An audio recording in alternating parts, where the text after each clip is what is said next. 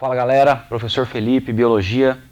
Hoje vamos conversar um pouquinho sobre a condução da seiva bruta, né? A condução da seiva bruta, que é a seiva conduzida pelo vaso conhecido como xilema, né? O vaso mais interno ao corpo da planta. E essa seiva, a seiva bruta, é uma seiva constituída por água e sais minerais, né? Substâncias derivadas do solo. Portanto, podemos concluir que a seiva bruta tem um sentido ascendente, porque se as raízes vão absorver a água e os sais minerais do solo, o xilema vai conduzir essa seiva em direção da raiz, em direção à copa da árvore, lá para as folhas. E aí surge uma questão importante, porque, até brincando, a gente pode dizer que uma planta é um ser vivo que obviamente não tem coração, como nós animais, e portanto não tem uma bomba que fica propulsionando a seiva de baixo para cima, o que seria bem fácil de acontecer nesse sentido. Mas se esse ser vivo não tem um coração, a questão que fica é como é que a seiva bruta então sobe contra a ação da gravidade, muitas vezes em plantas altíssimas, como as sequoias, por exemplo, com 130 metros de altura, como é que essa seiva consegue chegar até a última folha lá da copa, Isso é bem interessante, vamos dar uma olhadinha como acontece. Basicamente, as raízes são os órgãos que apresentam uma grande concentração de sais minerais, já naturalmente, pois muitos sais minerais são exigidos para o funcionamento da raiz. Então podemos concluir de uma maneira geral que as células radiculares apresentam uma pressão osmótica muito alta. Então a tendência, como a concentração é muito alta de solutos, a tendência é que o solvente, a água, entre por osmose nessas raízes. E, portanto, se a raiz não para de absorver água, teoricamente, do solo, essa raiz ela fica forçando a entrada de água aqui para o vaso, que eu usei como exemplo aqui, o vaso, xilema. Na verdade, esse desenho pode confundir um pouco, porque eu escrevi caule e embaixo xilema. Não é a mesma coisa, obviamente. Caule é um órgão, xilema é só o vaso. Mas eu estou representando o xilema como se fosse o caule inteiro, já que o xilema, de fato, a sua maior extensão está no caule, Então vamos usar essa ideia.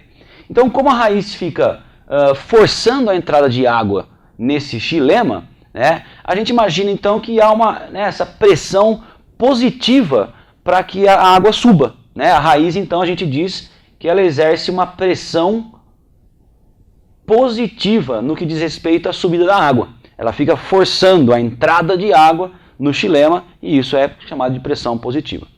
Vamos rapidinho lá para cima, antes de falar aqui do meio, do caminho. Vamos lá para cima.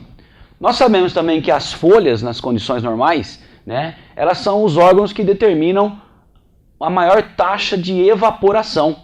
Uma folha, ela perde muita água durante um dia e, portanto, isso significa o quê? Se as células da folha perdem água, elas também aumentam sua pressão osmótica e se elas perdem água, elas precisam repor essa água perdida.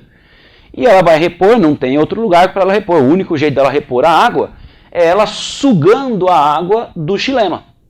Então veja também que a folha, ao contrário da raiz, ela não força a entrada de água. Ela retira a água do xilema. Mas ao mesmo tempo, ela faz o mesmo sentido de força que a raiz. A raiz força a entrada, força a subida. E a folha suga a água, forçando a subida também.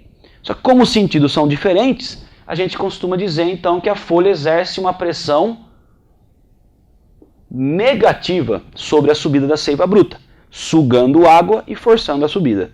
Agora, no meio do caminho é que fica a questão, E é muito interessante o que vai acontecer, por quê? Sabemos que o xilema, é formado por células microscópicas e, portanto, se são células, são estruturas muito pequenas e muito finas. E sabemos da física, que quanto mais fino é um tubo, ou quanto mais fina é uma estrutura, maior é a sua força por capilaridade, uma força de coesão entre as moléculas de água e as paredes de um vaso. Quanto mais fino é o vaso, maior é a força de capilaridade. Junte isso, essa força de capilaridade, além disso, as forças de tensão entre as próprias moléculas de água, as chamadas pontes de hidrogênio, e nós temos então três forças basicamente mandando a seiva bruta subir sem de fato ter nenhum gasto energético. é puramente físico, movimento puramente mecânico, né, dependente de forças, de pressões. Então é isso, galera, por hoje. Nos vemos na próxima. Até mais.